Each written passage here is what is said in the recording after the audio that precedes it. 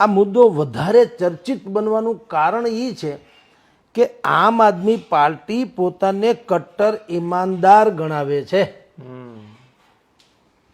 એટલે તમને ભારતના કોઈ પણ સ્થળેથી દારૂની બાટલી તમને મળે એ ઠીક છે, પણ મહાત્મા ગાંધીના આશ્રમમાંથી મળે તો એ ગંભીર ઘટના બની જાય. એ બેદરકારી સાખી ન લેવાય, કારણ કે એ તો દારૂબંધીના વિરોધી છે.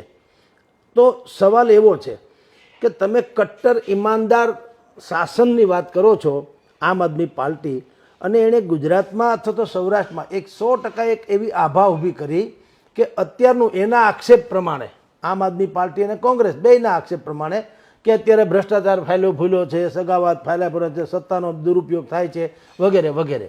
એના કરતાં એમ કે તમે કટ્ટર ઈમાનદાર એવા અને સાફ સુથરી રાજનીતિવાળા, કારણ કે ઈસુદાનભાઈએ કીધું અમે બધા સામાન્ય લોકોને જ એમ કે ટિકિટ આપી છે, એટલે તમારું શાસન પ્રજાનું શાસન હોય, મને બિલકુલ શુદ્ધ શાસન તમને આપવામાં આવે એવો દાવા જે છે, એટલે આ વાત વધુ ગંભીર બની જાય.